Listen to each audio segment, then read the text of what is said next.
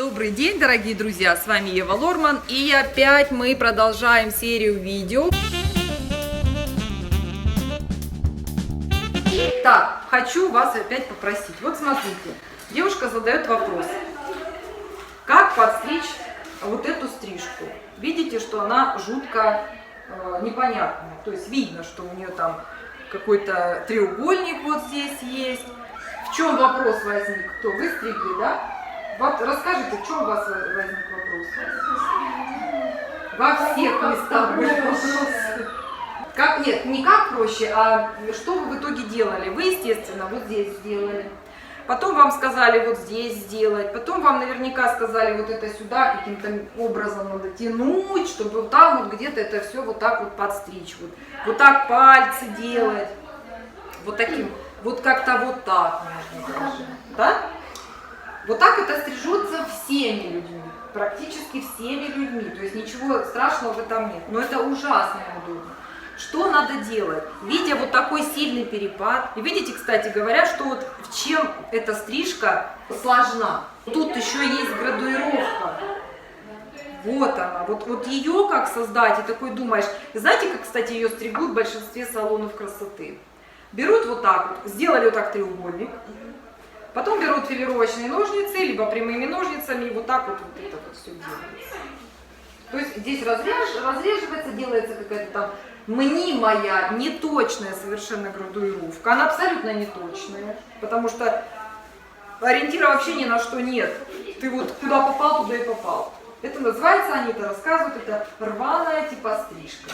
Я говорю так, ребята, нет такого понятия рваная стрижка. Есть точная стрижка, после которой вы должны ее потом как-то порвать, если уж вам так хочется. Но перед рваными стрижками должны быть сначала точные.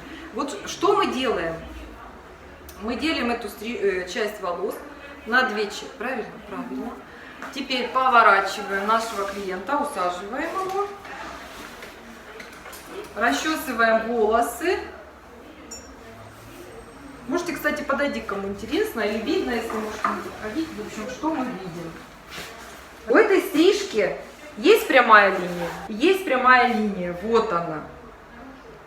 То есть, если ты вот так вот и делаешь, да, этот вертикальный пробор. То есть это мы скажем так, это готовая стрижка. Нам надо найти прямые линии. Это мы всегда будем вот так обсуждать с вами. Придет клиент вот с массой волос и скажет, я хочу так же, только покороче.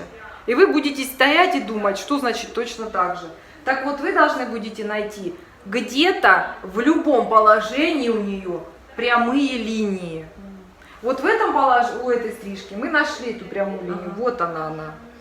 То есть это понятно, что было вот так подстрижено, хотя вы ее стригли совершенно по-другому, вы там вот туда все это оттягивали, итог все равно будет такой же. Вот она, эта прямая линия, вы ее вот здесь подстригли так, нашли там вот эти опорные точки, вот здесь, здесь их соединили, подстригли вот так.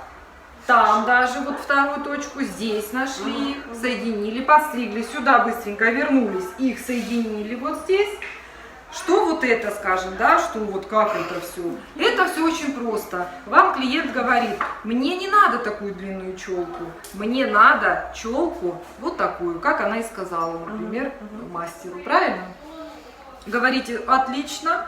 Берете, причем пробор играет тоже большую роль, например, у вас пробор свой естественный вот здесь, то есть ей не вариант менять его даже, правильно я так понимаю? Ну, я зачесывать надо вообще, да. Да, вот, и в итоге вы берете в этом месте, вот именно в этом месте, делаете себе контрольную прядь, ну это опорная точка, да, вот сделали, опять просите ее вот так наклонить голову. И что у вас получается? У вас есть вот эта опорная точка, и у вас есть вот эта последняя точка. Вот их уже соединяете между собой. Вот мы их вычесываем.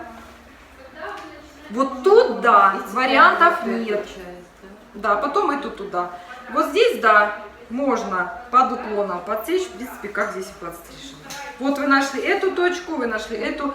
Просто вот так их соединили здесь. И все. И там с той стороны точно так же. Клиент поднимает голову, вы его расчесываете, и вы видите абсолютно идеально подстриженную стрижку. А этот метод работает на любой цвет волос? Абсолютно. Но я вам не советовала бы на редких волосах делать бы такую стрижку. Такая стрижка делается только на Нет, очень... там нормально смотрится. Нет, ребят, знаете, как я вам скажу? Каскады стригутся только с учетом разрежения массы волос. Понимаете? Каскад нельзя подстричь человеку, у которого 5 волосинок. Иначе вы будете просто изгнаны в ад. Каскад – это градуировка. Это уменьшение массы волос. То есть вот у меня нет каскада, так у меня и масса вот здесь. Сейчас мне сделай каскад, у меня, естественно, масса волос уйдет. В этом и заключается смысл. То есть чем тоньше и меньше волос, тем одной длины они должны быть. Это тоже четкое такое, что не в вашем случае. Не, у меня носила этот, но потом...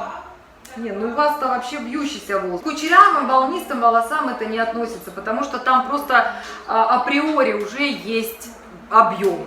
Понимаете, это разные вещи. Что? Косяк, это первый. Это вам так кажется. Ну да, все мы знаем, кто-то хочет там длинные короткие, короткие длинные, вьющиеся прямые, прямые вьющиеся. Это все закономерно, все понятно. То есть вот есть такие моменты, где надо просто вот так вот ни в коем случае их не нарушать, и все. У вас будет совершенно спокойная жизнь.